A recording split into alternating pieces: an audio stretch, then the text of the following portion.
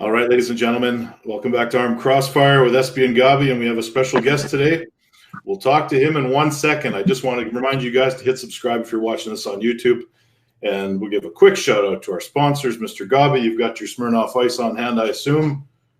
There it is. Yep. And ReadyGo.ca, ReadyGo Garb. We still got the contest running. Check out the Facebook page for details on that. But also get over to ReadyGo.ca and check out all the apparel that you can buy on that site.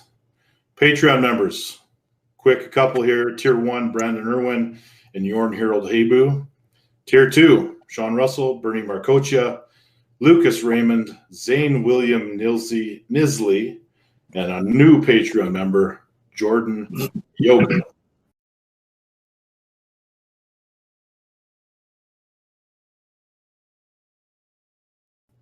So our special guest today, Joel, Mr. Ryan Blue Bowen. How are you doing, sir? I'm doing very well, Jens. Thank you for having me on. How are you guys? Doing great, man. We have. It's been a while. I gotta say a special hello to Chris too. It's been a while. We haven't chatted in, I don't know, 5 months, Chris? Oh, yeah, since your last message to me, I would say. Yeah. Like I've forgotten exactly when that was, but yeah, it's been too long. Anyway, good to see you guys. Good to see you, even though you can't see me, but I can hear you. I can do whatever I want. So we got the very first comment was, what's up, guys? So Joel Ortega, we got him coming in. So I'm waiting for Joel Hudick to sign in. He'll be here, I'm sure. So what do you guys got going? Ryan, you're training. You're training hard. You're posting lots of videos. We're talking about you're training with Todd Hutchings a lot. Yeah. The different stuff you're doing with him. I heard you on the Neil's podcast just recently.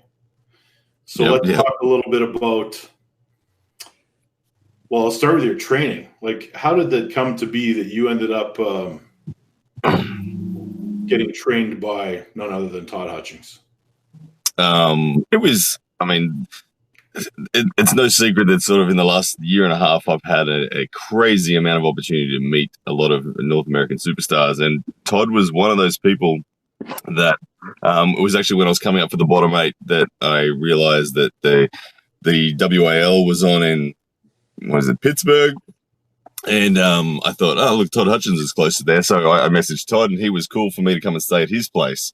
So that was the start of it. I didn't get to grip up with him at all because I was tapering and resting for the bottom 8, which was happening on the Saturday after the WAL. So, and Todd was competing against Devin at that WAL. So anyway, I stayed at Todd's place. I went and watched the WAL and then went and competed at bottom 8. But during that time, asked Todd a million questions and listened to everything he had to say about how he trains. And for me, at that stage in my arm wrestling journey, I'd identified that top end power was the one thing that was missing from my game. I thought I was pretty well rounded in other respects, and naturally, Todd is the kind of guy that you would put in the category of having worked out strength. Strength is his biggest weapon. Is just sheer horsepower in an arm wrestling sense. So it just seemed like the right fit, and I asked him, and he said, "Yeah, would love to," and the rest is history. Now, are you completely changing the style of arm wrestling that you have grown accustomed to? Because to me, the last time you arm wrestled that I watched was WAL, and you looked a lot like a similar style to Devin Lorette maybe 5 years ago. Yeah, I don't think that my style will have changed. I just have some new weapons to employ, but I'm actually yet to find out. I haven't arm wrestled since being under Todd. When my last competitive match was against Alan Guerra, which I'd only been under Todd's guidance for 3 weeks at that stage, so it really hadn't made any relevant changes to my program. And honestly, the 3 weeks there, I was just rehabbing from my match with Dallas Langston and Dan Mosier. And so I was still entirely me back then, but since then, I've had a really solid block of training with Todd. I haven't missed a session. I've done every single thing that man has asked me to do, and it's definitely fundamentally changed my strength allocation. I have different ratios of strength now compared to what I used to have. So I don't even know. I didn't even know what it feels like in a real ready go yet. I've trained with it against people here in Brisbane, but I'm as excited as anyone to find out how that feels, because the numbers are moving on the vectors that Todd has dictated. Todd is now telling me that it's at the elite level. It's not at the top of the elite level, but he's telling me my numbers are at the elite level now on those vectors. And so, yeah, I don't even know what it's going to feel like, but I can't wait. What I can say from training is that funnily enough, it makes my hand feel better, because I believe that all of the extra back pressure, side pressure that I'm now just inherently that I have present in a match, people are needing to respond to that. And because they're spending a lot of their energy responding to that, their hand is more vulnerable. And so, funnily enough, my hand control feels amazing because of it. Yeah, let me speak to that if I can. Make a great point, because I don't have a very dominant hand. Often what happens is in the setup I'm countering the opponent's back pressure or whatever, but as soon as I get engaged after the go and I start applying side pressure, I don't even worry about the hand, because what happens instinctively with an opponent is as soon as they feel your side pressure, elite level side pressure, they all of a sudden have to counter with bicep, or they go into some instinctive defensive position, which automatically keeps them off your hand. They stop attacking the hand. There are exceptions, John Brown, yourself, very astute, disciplined pullers that can stay on the hand knowing that they have no choice. But 99% of the time, when an opponent feels the side pressure, they feel they need to defend it. They have to do something. What's that? Yeah. And I don't know. Like, it's funny going into Zloty, which is only 3 weeks away from me now, or less than 3 weeks away from me now. I can feel this different strength in my setups, and I've been quickly trying to work out how I'm gonna what my very first movement's gonna be. Is it gonna be different to what it's always been? Given this is a tournament, it's not a super match, I can't just prepare for one guy. I have to be generically prepared for any ready go. I feel like this extra side pressure, back pressure that I've got now is just going to help me survive the starts where I wouldn't have survived them in Europe without it. So, yeah, I have no idea how it's going to play out, but I feel like I won't fundamentally look like a different arm wrestler. I just think I'll flash pin people that I used to not flash pin, and I'll get into matches and look like I always look like with guys that are now better. Yeah, I think there's guys in Europe that just their sheer side pressure would flatten you. But now that you've upped your side pressure, you might not beat them, but you probably stop the match by countering their side pressure. So yeah, it'll be interesting to see. Yeah, I can't wait. I've watched some of the videos. I've watched quite a few of them actually. And are you training in a negative position at all for side pressure? If you get pulled off of the starting position for most of those movements? There's only one vector I do that is semi like that. It's the vector I'm on at the moment, which is a perpendicular table with a low attachment point. And the low attachment point is like off the ground, and the starting position when I roll up the wrist wrench is only like an inch off the table. So that's the only one. All of the parallel table vectors, I'm starting at a center position. So yeah, it's only the ones that come off the ground that are like that. But and they're the weakest. They're the weakest out of all the vectors that I do. Like it's 1 max day today, and I'm expecting to hit like 48, 50 kilos on that vector with the wrist wrench. Interesting. I can say that you've inspired me to up my side pressure training dramatically, and I have some big goals in mind that Gobby has already told me that I'm not going to hit. So. Yeah. But I will get there. Well, Rob Vigil told me that I can't even hold the numbers that I already am holding with a wrist wrench. He said, if you did that with a wrist wrench, there's no way. And I'm like, oh, well, sorry, Rob, that's what I'm doing. I heard him say that comment to you, and I believe he doesn't quite understand what you're doing with that wrist wrench the way he's telling me that. So maybe standing with the weight at your side with the wrist wrench rolled up and lifting straight up. Yeah, he wants me to do it. He wants me to do it like it's a grip contest or something like that and pick it up from the ground. Yeah, very, very different thing. And it's an interesting point, and I'd love to actually hear what you guys think about this. That one of the most common bits of feedback that I get in the YouTube comments on those videos is that I'm cheating the lift because I'm not keeping my elbow perfectly down, or I'm not starting square, or I'm not anything.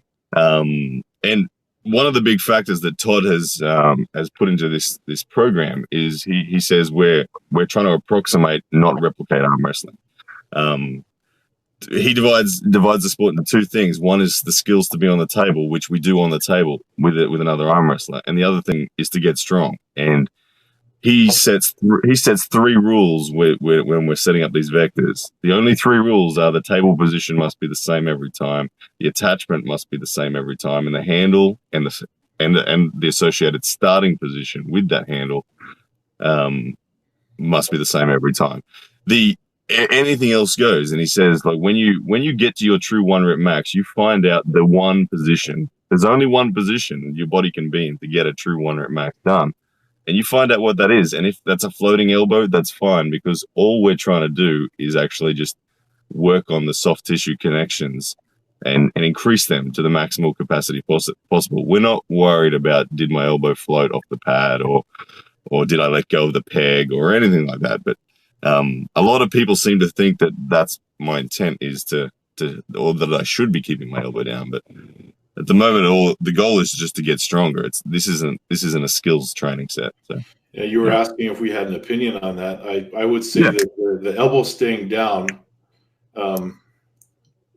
never even crossed my mind. So it's not a concern that I would have, and I think I agree with the statements that Todd is making. Gobby, what do you think? Not only is it not a bad thing for the elbow to come up, I think it's mandatory that the elbow comes up. If you're dealing with, he says max rep, even if it's 90% of your max. And I've done this for years. I obsessed about side pressure for half a decade at least, when it came to gym-wise, not non-table partner type stuff. And when I'm dealing with 95% of my max, when I did go to that point, if my elbow was on a pad, there was significant risk of injury in my elbow, and I can feel the tension. If you bring your elbow an inch or two up, what you're doing is you're bringing your chest a little bit more into the equation, which protects your elbow, which in fact you can do more weight or absorb more weight, which translates better to the your production on the table afterwards. I even think I heard Engin Terzi once say, when you're doing heavy side pressure stuff, always float the elbow. If you're concentrating on fixing the elbow to the pad, that's more tension on the elbow. Man, side pressure is not only one of the most crucial aspects of pro elite arm wrestling, it's one of the most misunderstood and misused. Side pressure is like untapped horsepower in an engine. Amateurs, novices, they look at it and they try to replicate it and they don't fully understand it. Todd understands it. Ryan's coming around. Well, I mean, him and I used to go back and forth on how, going back to 2000. Well, yeah, I was technique trumps all. Yeah, I mean, he was all about technique and hand, and now he's coming around to realize at the level he's starting to push through the doors, you can't get there without elite level side pressure. And changing that paradigm for him will make him better. All good. I agree with you entirely on that injury comment about keeping your elbow planted. It feels nasty. It feels real nasty to try to do it with your elbow planted. I got such a short forearm. Arguably, in proportion to my upper arm, it's the shortest ratio of any arm wrestler in the history of the sport, which means I can apply a ton of side pressure and minimize the risk to my elbow. And I still feel incredible amount of tension in that elbow when I do. I've done, upwards of 100 pounds direct lateral on a cable. And I can tell you that if that's giving my elbow, if my elbow's screaming, I can only imagine someone with an average or even above average length forearm trying to attempt that. It's dangerous stuff. Yeah. So we got a question, or it's not a question, it's a comment. And I want to hear what you think about this. Chance Shaw has chimed in and said, "I'm about to break that ginger. If he doesn't get broken, I'd Zloty." Yeah, well, yeah. Well, you guys, I don't know if you guys saw, I put that with the supporter group. I've got a bunch of people in the supporter group who put their $5 in per month, and I was trying to think of ways to give those guys value beyond just the extra content and all that sort of stuff that we do in YouTube world and all that sort of stuff, and you guys can appreciate with your Patreon members. And I thought, why not let these guys decide who I face next? And the current leader in that poll is Chance Shaw, and Chance knows it. He's leading Vladislav Krasovskis, who's in second. Wow. But so for me, this poll will end a little bit after Zloty, and then I'll book and travel to whoever this person is in like January, February. So at the moment, it could be. It's looking like I'm going to Florida. That's cute. That's cute. Watching Chance Shaw talk tough is like watching a feminist pick up a pickaxe. It's like, what are you gonna do with that, really? Unreal. Chance's marketing image, I got to agree. Chance's marketing image it's an obscure one. I haven't quite figured out yet. But don't change it. But I won't take anything away from the man as an arm wrestler. I think he's one of those potential prodigies that come through. He's a young guy and obviously strong and obviously instinctive and moves well. So I think he's one of those people that could end up like Rob Vidgen if he's not careful and could be constantly saying how good he could have been. Oh, wow. You want to go down that path right now? Well, Rob will say that himself. Rob will proudly say that he hasn't put any real effort in. So I don't think that's a badge of honor. I think that's an error on his behalf. But anyway, I've always Rob, much like Todd Hutchins, they're fun topics to talk about because although Rob at one spectrum he's probably the most physically gifted arm wrestler we've ever seen. That includes John Brzezinski and Tarasavac and Bavoda. When you look at the proportions to his body weight of his hand, his bicep, his waist, his legs, he was born to arm wrestle.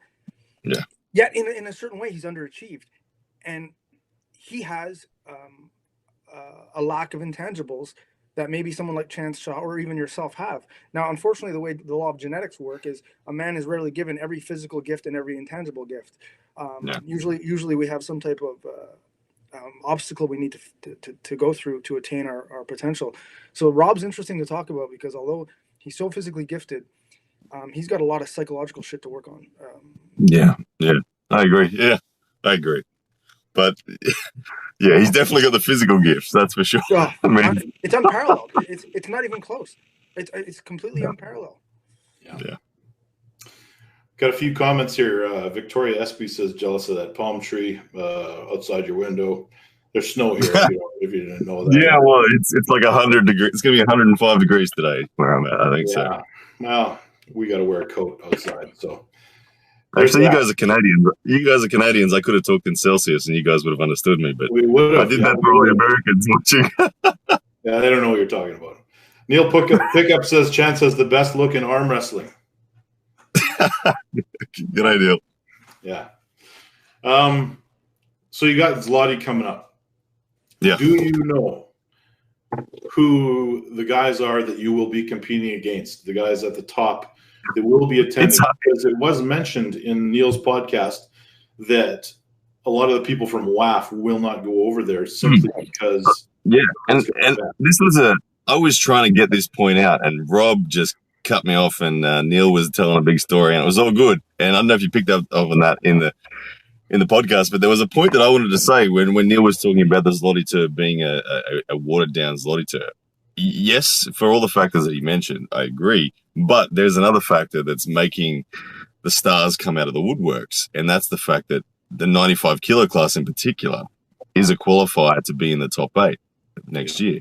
The top 5 finishing guys in the 95 kilo class Zloty tour this year will get a ticket to the top 8 if they want it, to pull against John Brzezinski, Rustin Babayev, and Ongabayev. Like, so who wouldn't want that? So people, I think the stars that were in 105 kilo class are going to be cutting to 95. And I think the best of the 87 kilo guys are going to be going up because they all want to have a crack. So I think the 95 kilo class is actually going to be a killer class. I think it'll be the biggest class there because of those factors. And I don't think it's going to be watered down at all. I think it's going to be brutal. The names, do I know the names of people? I'm not gonna try. But what I can say is I have prepared, because this is a tournament and not a super match. I haven't prepared for any one given individual, but I have been very much preparing for. I've been studying just the style of arm wrestling that happens at Zloty a lot, and I've been preparing generically for guys that are shorter than me and guys that are taller than me and guys that are the same height as me. Because I'm right in the middle. I'm gonna get all of those spectrums, and I've just got to know in my head that I normally go up and try to read a match, and I often lose the first round, and then I come around and win it. I can't afford to do that. I can't feel matches out over there, so I have more generic plans for the biomechanics of people I'm going to face, and I've just got to hit it with every ounce of energy I've got. People, both John and Travis, gave me the same advice. They said, your success over there will be defined by your starts, not by your ability to arm wrestle after the go. So you have to just explode. You need your central nervous system wide, and you need to be all twitchy and just ready to hit. So I don't have any individual that I've prepared for, and I can't even respectfully tell you all their names well. I know that people like Oleg Petrenko, I think from the Ukraine, is one of the favorites. I think Krasimir Kostadinov is going to be in there. I don't think he's one of the favorites, but he's the fact that he's there and he's not a favorite shows you the caliber of it. Oguzhan Kochak from Turkey. He would have been in the 105 class, but he's going to be in the 95 because of the top 8. I don't think we're going to have the best of Bulgaria because their Bulgarians are so tight with WAF. So we won't have Sasha Andreev, people like that. But I just think that I think there's one called Alyanenkov from Russia. I think he won the 86 kilo last year, and he's moving up to the 95. So yeah, there's a whole heap of badasses, and I just gotta rip in. So what's the goal? Is and the good thing is, and this is where people get their knickers in a knot with me and say I'm too arrogant, too cocky. The goal's to just perform at the best I can. I want to go into that tournament and walk away from that tournament knowing with zero anxiety that was the unafraid version of me that stepped up to every single match. Now, where do I think that could place me? I think I could potentially win it. If the cards fell right and the draw went my way, there's a chance that I could win it. I think anywhere from there, and there's a chance I could go 0-2 if I draw Petrenko first round and I lose, and then I get Krasimir Kostadinov in my opening B draw. I could go out 0-2, and again, that's okay with me. It'd suck, but it's okay with me because this is a big story, and this is not. When I say it's a big story within myself, this is a journey that is a hell of a lot longer than just this Zloty Tour, and it's something that that this Zloty Tour is just one step in this journey, and whatever happens is going to be okay with me. I just want to make sure that I deliver the best performance I can. But do I believe I could potentially go all the way and win it? I think it's not out of the question. Given, and I feel that way because I know I have the table IQ to win matches if it stops, and I believe now because of the numbers that Todd has me doing and Todd's experience relative to the Zloty Tour, that he says I'm actually strong enough to win it if I can execute. And I believe that. So I'm not going to tell my coach he's wrong when he says something like that. I've just got to go and see what happens. That's interesting. And what would, looking, not that we want to look past, but we do need to look past a little bit. Simply the fact that you're kind of playing around with the future in WAL and potentially, you place top 4, is it? Or top 5? I think top 3 guaranteed, and then it's like from 4 through to 7 are going to have super matches or something like that to work it out. So you could potentially end up in the top 8, 95 kilo next year. Oh, yeah. So how does that play out? How does that play out? Like, how would that? When I first mentioned the Zloty Tour and how and it was John. I was going in the 86 kilo class, and John Brzenk actually saw me make a comment that I was cutting to the 86 kilo class, and he called me and said, "Go 95s because you might qualify for top 8." And I went, whoa, okay, yeah, there's a reason to stay 95 and not cut at all. I had a few people message me. I had Devin Larratt and I had Neil Pickup, and I had a few people saying, just be careful, don't burn your WAL bridges. You've got great bridges with WAL, and you've got plenty of opportunity coming up ahead. Don't do anything that would disqualify you. And I agree, and I take that advice very, very much to heart. And that said, I then I want to be one of those people that helps mend the bridges between PAL and WAL. We would all love opportunities for cross federation matches and all that sort of stuff. And it's one of the big questions I'll be asking Igor. And I'm not a contracted athlete with the WAL. I may be in the future, I don't know, but I'm currently not a contracted athlete in the WAL, so I know I am free to pull anywhere. But I wouldn't pull the top 8 if it meant that I was not going to get a WAL match next season. I would prioritize WAL, but I will take every single effort possible to try to make both available. I know that seems far-fetched, but from conversations I've had with key personnel so far, it's not out of the question. I won't say which key personnel from organizations and that I've spoken to, because no decisions have been made as yet, and I haven't even qualified for the top 8. But I know from the WAL side of things, it's not impossible for me to do that. So if WAL would be willing to come to the party in that sense, hopefully that would be a show of good faith from them, and that could be reciprocated from Mazarenko if that was to be the circumstance, because I would gladly pull both. That's interesting. I would that you would lean towards WAL just simply for the fact that if you make it into the top 8, if they follow a similar format for the 95 kilo, that's potentially 4 or 5 matches that you could have throughout the next year. Yeah, when you talk about it, like it'd tear me in half if I qualified for the top 8 and I wasn't, and I didn't pull it. It would really like everyone loves the idea of genuinely getting to have a match with John or Rustam, and I would likely unless I won the Zloty Tour, I would probably be there as a contender, because I think the winner of the Zloty Tour will be one of the 4 champions. So I'd be there as a contender, and my opening round would be one of those badasses, and that'd be a crazy honor for any arm wrestler that's aspiring to do the sort of stuff that I'm aspiring to. So I don't know, like that's why I don't want to cross off anything. But I think if push came to shove and I just had to choose, I think I would choose WAL at this stage, because it has. I mean, they've given me opportunity already. They've invested money in getting me to those matches already, and I've put a lot of time and energy, and plus I'm a big fan of it. And I think it's just it suits my marketing too. You guys love my marketing, Absolutely. So I don't know, but I would hate to have to make that decision. But anyway, like I'm sure Joel Hudick and many people in the comment section are saying, I've got to qualify first because I'm probably going to go out 0-2. Well, there's no Joel in there right now. Joel is not. Oh, there we go. Oh, good. Yeah. We do have Chuck Winchester, who keeps asking us how to hook. So he's an amateur troll, I think. Yeah. But hey, I just bit, so I guess he's doing okay. So is Justin Bishop still the next guy for you that you want? I believe that's in the WAL he is the guy. I think that Justin and I would be a great next chapter for both myself and for Justin. Justin coming down off a hammer attempt and that didn't quite get to where he was hoping for.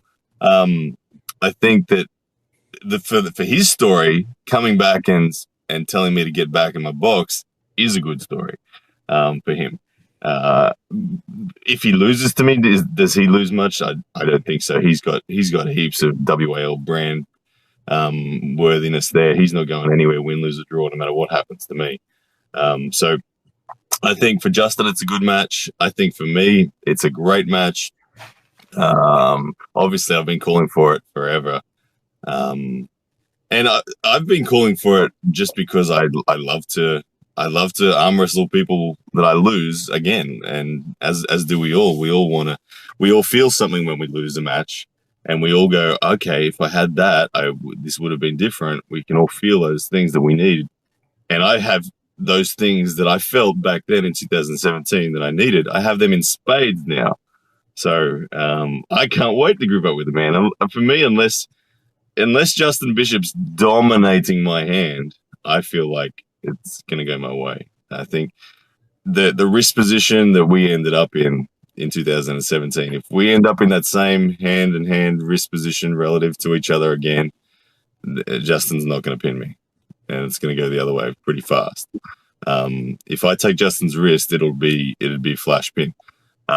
If it's in a hook, I actually think it's interesting. I think Justin and I'm ready to go in hook. I was not even close to ready to go into hook with him back then, and that was one of the big things I identified. It was just how weak I was inside compared to him. But now I'm ready to bang inside with Justin for sure. And I think that would be a hell of an entertaining match. I don't think anyone's going to pin anyone fast if we go into a hook, and it's going to be, we're going to see who can arm wrestle better. We can see who's got more endurance, and I think that's a match that WAL would be crazy not to schedule as an opener for Justin and I. What do you think, Gobby? Agreed? Yeah, I agree, and I'm leaning towards Ryan maybe even being a favorite in that match, only because if you look the way he's adjusting his training, and I don't know after Justin losing to RVJ what he's done, or I'm sure of course he's training, but if he's adapted. But I can tell you that if Ryan and Justin and the newer skill set that Ryan's adapted will make that match stop no matter what with him and Justin. Now, when the match stops, I believe Ryan has more skill at patient, stable, over time grinding matches than Justin at this point, over the last year or two of how he's been training and his matches. So unless Justin can finish him off very fast, the longer those matches go, I favor Ryan. And if I'm a betting man, I give him a very, very slight favorite going into that. And he's also the heavier man. I mean, slightly. Yeah. I would definitely be cutting to like I haven't jumped on the scales this morning. I weigh myself daily usually, but I am like 212 right now. So, and that's Zlotito deliberately being right on that weight. But when WAL season comes around, I'll be walking around probably 208, 210 max, and cut from there. Yeah. So Joe Hudick says he's here. So just to clear that, hey Joe. Neil Pickup says, "Call out Paul Lynn. Don't be shy." Paul Lynn, yeah. Neil Pickup knows the secrets. He's heard the next podcast episode. I think the reason why Neil's referencing Paul is because if I analyze all of the middleweight roster, Paul's the guy that I think, other than RBJ, Paul's the guy that stylistically troubles me most, where his allocations of strength are a really difficult mountain to climb for me. Forcing that man into a hook, if he doesn't want to go into hooks, is a real difficulty. And out top rolling that man is a real difficulty. So he's someone stylistically that's a difficulty for me. So I rate Paul very, very highly. And I think he is actually my hardest match possible outside of Rob. He's not. Do you know who your hardest match is outside of Rob? Who? Storm Chelino. That's a nightmare. No, I think Storm and I. Storm doesn't get as tall as Paul Lynn does. Storm's. I know Storm's got a really well-rounded hand. Hook, top roll, back pressure, all of it's there. But because Storm doesn't set up as tall, I can handle that. I can handle that because my arm will be equal, if not slightly taller in height than Storm's. And if I've got the height on someone like Storm, I feel like it'd be like a 50-50 bang. Let's see what happens. But with Paul, I just feel like I'm chasing. You're right in a way, but Storm has more lateral flexion than Paul, which will negate all your pronation, and so you might be able to get high. But once your pronation gets buckled completely in, I think I'm out of a match if my pronation's gone. I'm someone who rides on the back of my pronation, as you saw. But I can see exactly. But I can see you holding your pronation longer with Paul than I can with Storm. Okay.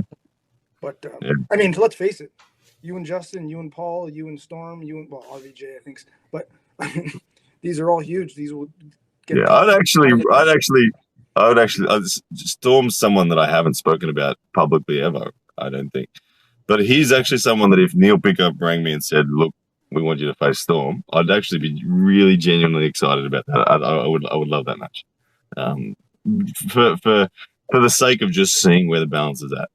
That'd be really cool. Do you automatically assume? Now I'm being completely objective and respectful with this. Do you not believe someone like Joel Hudick is even in the scope?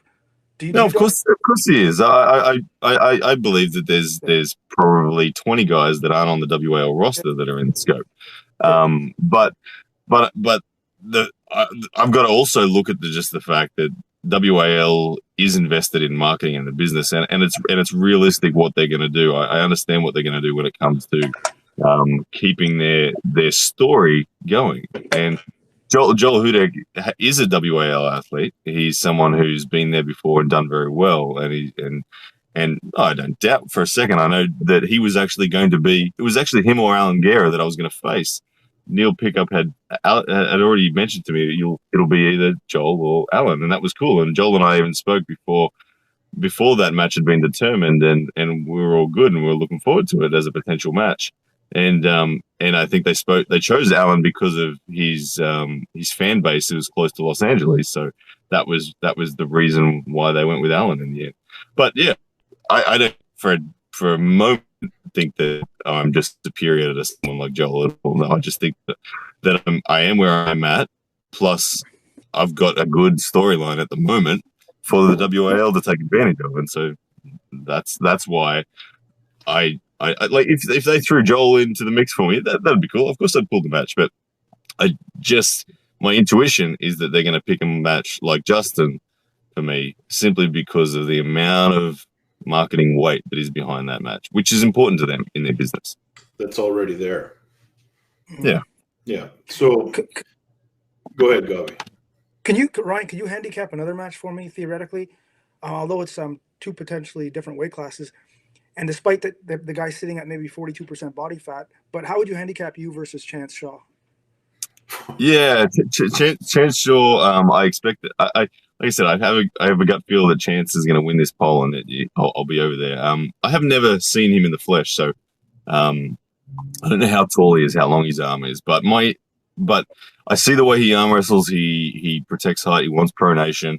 I think Chance is someone who I suspect if I just tried to out top roll Chance, that he'd out top roll me.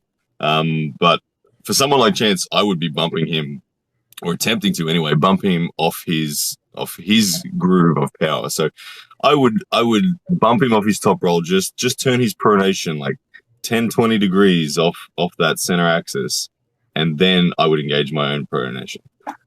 So I feel like if I bumped him off his pronation, I'd make him pin himself.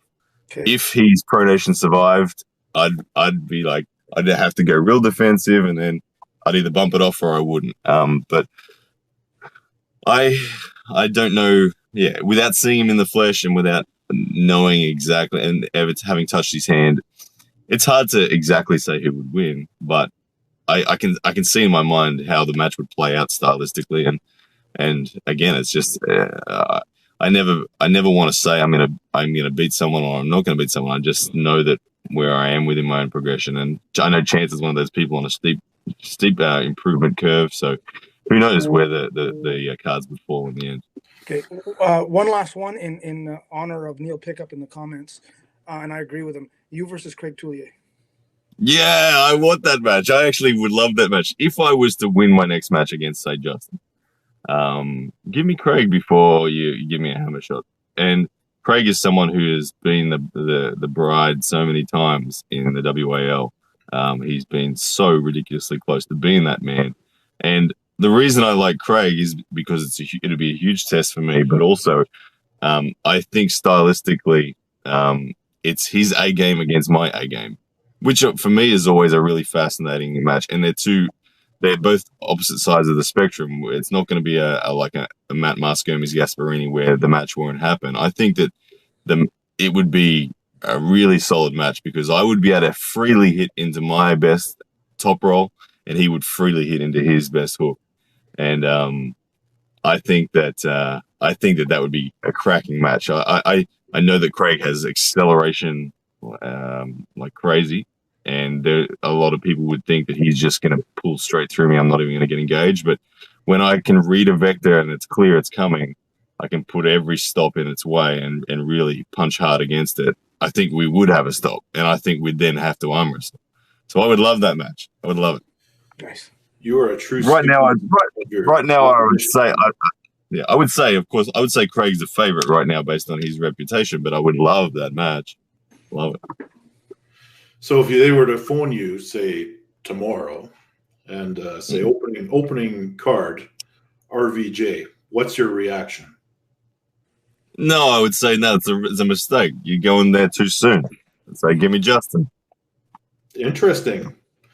I actually expected that you would have said you would take the hammer match in the opening card. Nah, that's silly. It's silly. I knew he would. Even as a he knows where he stands, but even as a marketing guy, he knows that you can't bust that nut too soon. Yeah, there's way too much story to be told over a season for that. Like for a promoter and a marketing side of things, you've got to guess as to who's going to be the guy. To get the best possible story, you need someone to go from a bottom dweller to the hero in one season. That's the ultimate fairy tale story.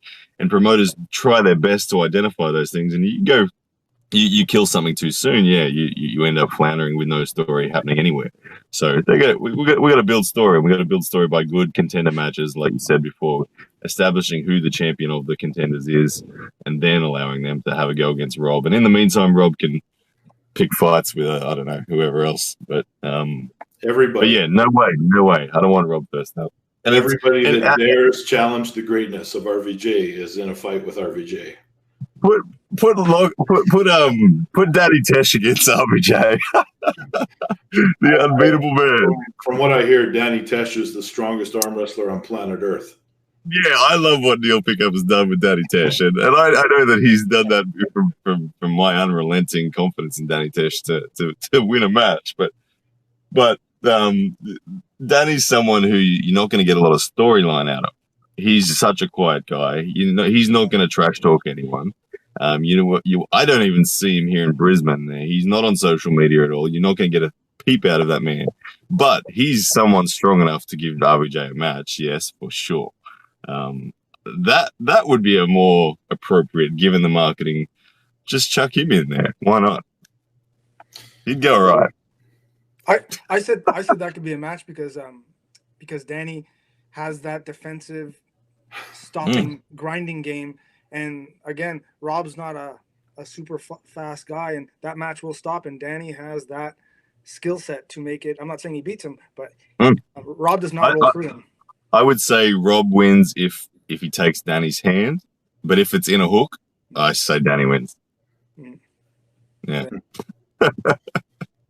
So I'll tell you right now, if Danny Tesh took that damn hammer, and I eventually built up to a hammer, Danny would be the most nervous wreck on the planet because he's never lost to me. If I got to have a shot against him, and the first time I beat that man was to take his hammer off him, oh man, that'd make Danny cry. So I've been. We had a question come in, and we do this Q&A piece as always. Yeah. And I thought I would save this question because it was specifically about you. So It was actually a question to Mr. Gobby. And do you think that Ryan Bowen is making a possible excuse already if he doesn't do as well as he is expected at Zloty? With the statement. I don't know what the statement is. Gobby, do you know what he's referring to? And before you answer that, I'll read the rest of it. He says, the one shortfall I see is experience under European arm wrestling conditions.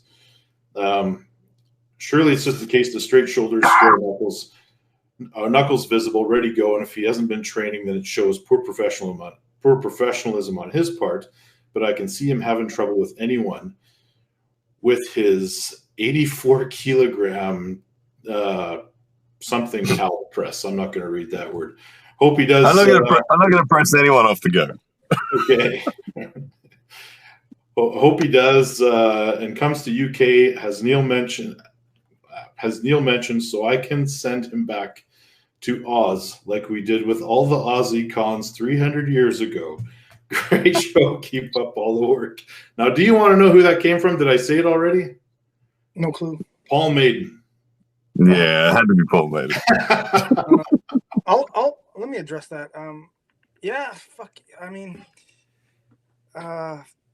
one thing about Ryan is I've been his biggest critic, but one thing about him is he doesn't shy away or is fearful of huge challenges. He's known to, and you can say he overextends himself, but he keeps meeting the challenges. So even if he gets blown away at Zloty, which is very conceivable, or he can finish quite well, it's still in a way a success in his world. In certain ways, I mean, he beat Allen. He won the bottom 8. He's been doing things that he's slowly, gradually climbing that ladder. So I mean, it adds to his credibility, regardless of. There's so many people hyper marketing themselves on Facebook and social media, but not actually doing anything or not actually putting down any substantial challenges or any success at all. Ryan's doing that. So I figure if you can talk and you can market, as long as you try to back it up and you're putting yourself in the path of most resistance, I'm fine with that. It just seems like Paul's pining for a match with you. That's what it seems like. Yeah, he does. He wants a match. So I think that an Ashes, Australia v UK Ashes series would be a lot of fun. There's a lot of rivalry between UK and Australia and cricket and many other sports, rugby, all that sort of stuff. So why not have it in arm wrestling too? And they killed Australia in the semifinals. Yeah. But anyway. Okay. Gobby, what else you got for Mr. Bowen? Theoretical matches we got down, talked about side pressure. Yeah, since we were talking about you and Danny and since we follow the Australian theme, I haven't heard much of him. Is Lachlan still dominating the amateur ranks in Australia? How's he doing?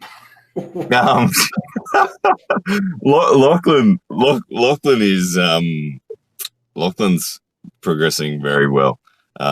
He started his guidance under Giannis Amelin's 3 weeks before I started training with Todd. So we are equally in a season right now where we're learning a lot from some people that are far more experienced. And Giannis is guiding Lachlan slightly differently to the way Todd's guiding me, but there are a lot of parallels. And Lachlan's numbers are stupid. His strength in any degree. If I slow pull with him, I just can't do a thing. Doesn't matter if my pronation survives. He just kind of pulls straight through it, easy as pie. Ready goes where the only space that I have the abilities to do something, and I have to hit like crazy just to try to get out of his hand. But Lachlan is definitely dominating. He's far stronger than Danny Tesh. Far stronger. I think Lachlan is unofficially the number one in the country. I think that on paper he hasn't yet beaten a few guys down here that are our previous national champs in the super heavyweight division. But given his degree of dedication to the sport at the moment and just what I've seen from him, I think that he is the genuine number one super heavyweight in Australia. Yeah. He's going to be in Zloty at the 105 kilo class. So he's actually not that huge. He's not a genuine super. He's someone that could be 220 pounds if he had to be with a cut. So Lachlan's someone that I hope gets opportunities in the years ahead, be it WAL or be it through PAL or whatever. He's a committed, genuine arm wrestler pursuing the highest level. And he's being guided by Giannis now. And he was already the one thing about Lachlan and Todd Hutchins. This is a Todd Hutchins quote. When Todd was out here and he met Lachlan, and behind closed doors to me privately, Todd said to me, "You need to listen to anything Lachlan Adair says when it comes to strength training. Anything he says about getting strong, listen, because that man knows how to get strong." How many drinks did he have at that time? Oh, Todd drank so much when he was down here. Oh my goodness, yeah, a lot. But it's true. It's true of Lachlan that Lachlan is a consummate professional when it comes to understanding strength. And now he's going to Zloty. Giannis Amelins, for instance, coaches not only Lachlan, but he coaches last year's 105 kilo winner And I can tell you that they train the same vectors, and Lachlan's vectors are comparable in a positive way. They're better on some and slightly behind on others. But Lachlan, Giannis has said strength is not your issue at all. What your issue, Lachlan's, going to be is the execution on the day. So he's only 3.5 years in the sport. He hasn't experienced the ready goes from that elite level yet, to be able to really feel it and start to adjust accordingly. But he's hunting for it a lot, so he'll do well. I have no doubt he'll do well, whether it's be this time at the Zloty or in the future. There's no question he has the horsepower. It's just he needs the skills. Good enough. Now, I've got a couple of questions as we move past maybe even competition, but you at one point were bringing together a bunch of channels underneath the pound for pound banner. Is that still something you're working on? Most people kind of fizzled out a little bit on what they did. Jonathan Lava, he's the only person that really still is sitting in a position where he could put out content at any time. But that isn't something that is really happening at the moment. Travis Bajent was one of those people. He got scared. Todd Hutchins was one of those people, but Todd has kept his involvement, but instead of putting out his own content, he's just now inherently part of my content with his influence on me. Who else was there that was doing that? Top Roll King, Artem Taranenko. He and I always talking to each other and working together on projects. So there's a lot of collaboration still going on there, but my channel has evolved in the last 1 month. It's had to take a slight turn because there was one thing that I was doing was I was purchasing a piece of property to be an independent facility where I was going to have a studio and a training facility in this property, and the property was under contract, it was under finance, and the loan was not approved in the end. The bank wasn't willing to accept a couple of forms of income that I had from other businesses that I own. They said they were too risky, and because of that, the loan fell over. We didn't get the property. So because of not getting that property, I was like, okay, well, I can't have this dedicated studio in the immediate sense. I need to come up with something else. So that was when that idea of the YouTube league matches determined by the supporters came into my head, because I've got all this money that I was using for a deposit on the property. I can now use to do some more travel. So I don't know. Right now, I don't know with the direction of the channel where it's going to end up, but that's one of the strengths about being a business that is run by not a corporate entity, but the fact that I can turn on a dime and be reactive to the conditions of the market, so to speak, is a good thing. And I think that, who knows where the business will end up, but all I know is it'll keep on growing, because, I love doing it. Interesting. And the Arm Fights Unleashed events, what's you kind of touched on that. Is that going to be?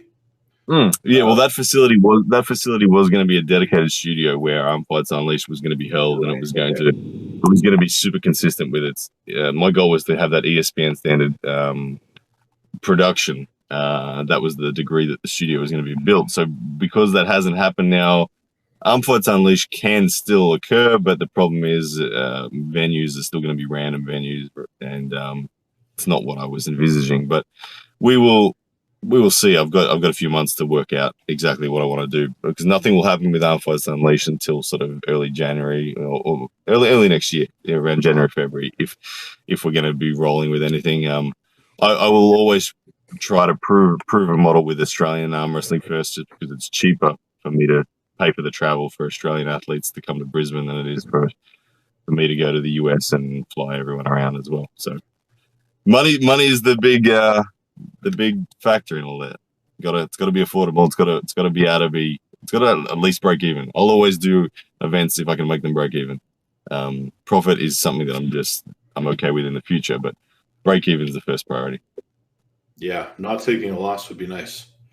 Yeah. You mentioned that Travis is scared. For me, that would be a gold mine if he was a little bit more reliable or a little bit more ambitious with the channel, because he seems to have so much following and so much charisma. Yeah, Travis, I agree, is someone that he's globally known already. He's got, as you said, so much charisma. I think when you watch him on a mic, I haven't experienced many other people out there that are as talented as he is at commanding the attention of a bunch of arm wrestlers. So I think that Travis's opinion is also a very polarizing opinion. He doesn't shy away from controversy, and he's if he was consistent with content, he could be killing it in the digital space without a doubt. Enough so that he could make a career. But Travis is not very patient when it comes to money, and you got to be patient in the social world on YouTube, and that the money doesn't come straight away. Even though Travis could have decent money pretty quick, he'd still have to wait a year at least before he was at the point where he could actually have proper money. And he's not even, I don't think he's willing to wait that long. And he's lazy too. He needs a production team. He's not going to do the editing. He needs a producer, and he needs topics handed to him, and just he rants. He doesn't want to have to think of the topics. Doesn't want to have to edit. Doesn't want to do anything. Fair enough.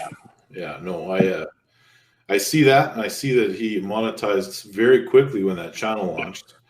And I mean, other channels can put out videos of them doing the dishes, and they get 10,000 views overnight. So it's an interesting thing that Travis has what apparently is what he's always wanted just right in front of him, which is like you Chris talked about the intangibles and that before. Travis has got a lot of those intangibles, but he's not willing to do the basics at this stage. So maybe he will get on the train someday, but we'll wait and see. Yeah. Travis Badgent chimes in and says, I need you. And I assume he's talking to you. Yeah, he wants me to do the editing and be his producer. But we live too far away for that. That's that pretty much was the offer, Travis, but I was going to do your editing, but you couldn't even upload a raw video and send it to me.